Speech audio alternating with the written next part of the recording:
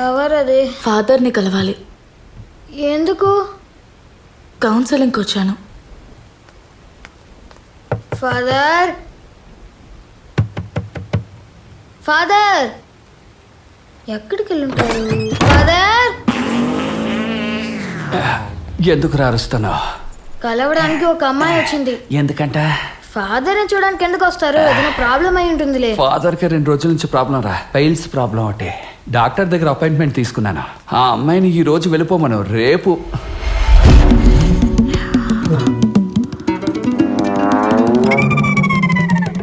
మీకు piles problem, నాకు లైఫే ప్రాబ్లం. నిద్ర కూడా రావట్లేదు. నీకు స్లీపింగ్ ప్రాబ్లం, నాకు సిట్టింగ్ ప్రాబ్లం. నేను కూర్చోలేకపోతున్నాను కూడా. తలలో 100 గుండు సూదులతో గుచ్చుతున్నట్టుంది. నాకు స్క్రూ డ్రైవరే గుచ్చినట్టు. ఫాదర్, వాళ్ళ దగ్గర సమస్య ఏదైనా ఇక్కడికి వస్తే మన సమస్య ఎందుకు చెప్తున్నారు? వాక్యం 41లో ప్రభు ఏం చెప్పారు? ఏం చెప్పారు? నువ్వు భయపడద్దు, నేను నీతోనే ఉన్నాను. రే, నేను నీకు ఎన్నిసార్లు చెప్పాను నేను లేకుండా నా బైబిల్ తీసి చదవద్దు అని? నువ్వు చెప్పమ్మా. నా పేరు భవానీ, మా సిస్టర్ పేరు శివాని. మీ అమ్మ పేరు త్రివేణి, మీ నాన్న పేరు సాంబ్రాణి అని ఇలా రైమింగ్ లో చెప్పుకుంటూ వెళ్ళామనుకో, బోర్లా పడుకుంటాను. ఫాదర్, కోప్పడకుండా ప్రశాంతంగా కూర్చొని జాగ్రత్తగా వింటేనే మీకు నా కథ అర్థమవుతుంది. అదేనా మా సమస్య? నేనేమాత్రం కూర్చొని వెళ్ళాను, అలా మూవ్ అవుతూ ఉంటాను. You continue. తెన్కాసి మండలంలో మెన్యానపురం అని ఒక అందమైన ఊరు. అదేంటి అందమైన ఊరు? అందమైన ఊరు అంతే. మా ఇంట్లో అక్క చెల్లెలో మేము 3 ఉన్నాం. నేనే మొదటి దాన్ని. ఎంజీఆర్ నుంచి ఎస్టీఆర్ దాకా, శివాజీ నుంచి శివకార్తికేయన్ దాకా, తలపతి, ధనుష్ అని ఎన్నో రకమైన గొంతులు మిమిక్రీ చేస్తాను. ఓ, నువ్వు మిమిక్రీ చేసా అమ్మాయివా? జబర్దస్త్ షోకి వెళ్ళడం మానేసి జాడించి కొట్టే నా దగ్గరకు వచ్చా. మిమిక్రీ మాత్రమే కాదు, నోరు కదపకుండా వాయిస్ కూడా వస్తుంది. అమ్మా అంకమ్మ తల్లి, 11 మందికి 7 కీపర్లు దొరికారు. ఇంకో 4 దొరకడానికి నువ్వే సహాయం చేయాలి తల్లి. టీవీ మ్యూట్ లో పెట్టేశాను, నోరు కూడా కదలడం లేదు. మరి వాయిస్ ఎక్కడి నుంచి వస్తుంది? దీని పేరు వెంటిలాకిజం. ఏంటి, వెంకి లాకయ్యారా? లోపల నుంచి బ్రెత్ తీసుకొని మాట్లాడతాను. అర్థం కాలేదు. ఇప్పుడు మీ వాయిస్ లో పెదాలు కదపకుండా మాట్లాడినా? నా వాయిస్ లోనా? ఏది మాట్లాడు. నీకు స్లీపింగ్ ప్రాబ్లం, నాకు సిట్టింగ్ ప్రాబ్లం. నేను కూర్చోలేకపోతున్నా. ఏంటమ్మాయి, నా వాయిస్ అలాగే మాట్లాడుతున్నా?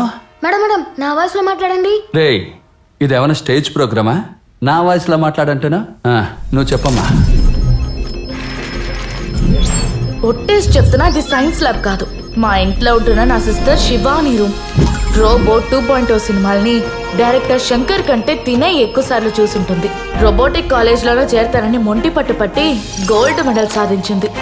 ఇందులో తన స్పెషాలిటీ ఏంటంటే, చనిపోయిన మేక, కోడి, కుక్క పిల్లలంతా రోబోటిక్స్ మెథడ్ లో ప్రాణం పోసి దాన్ని ఫేస్బుక్ లో వేసి ట్రెండ్ అవడమే. దాన్ని డైరెక్ట్ గా శ్మశానానికి వెళ్ళమను, చచ్చిపోయిన వాళ్ళందరినీ లేపేయచ్చు. ఇంకో సిస్టర్ యాழிని అందరి సంతకాలు అలాగే వేసేస్తుంది. రిపోర్ట్ కార్డులో నాన్న సంతకంతో మొదలుపెట్టి డబ్బుల మీద ఉన్న గవర్నర్ సంతకం కూడా అచ్చసలు అలాగే వేసేస్తుంది. అంత టాలెంట్. దీని పేరు టాలెంట్ కాదు, మోసపూరితం. ఇదే మా అక్క అంటే మీరు నమ్మేస్తారు. అరే, మన అన్నలక్ష్మి. కానీ అక్క కాదు, మా అమ్మ, చెల్లమ్మ. నోరు తెరిసి మాట్లాడిందంటే నోట్లో ఒక రేడియో స్టేషనే ఉంటుంది.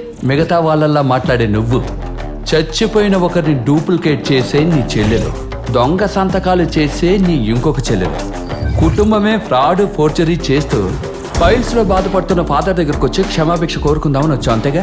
నన్ను కథ చెప్పనండి ఫాదర్, లేదా మర్చిపోయి మళ్ళీ మొదటి నుంచి స్టార్ట్ చేస్తాను. ఎవరమ్మా వాడు? వాడు మొహం ఇంజన్ లాగే ఉంది. మా మేనమామ మురుగేషన్. మేము పెట్టిన పేరు మప్పు మామ. ట్రావెల్స్ కి బండి నడిపే వీడికి కార్ లోనే బార్ సెటప్ ఉంది. మా మామయ్యకి నా మీద 100% లవ్. ఆవేశంలో బిడ్డను కని ఆడంగోడని పేరు పెట్టినట్టు వీడి మొహం ఎక్కువసేపు చూడలేము. ఫార్వర్డ్ చేయి.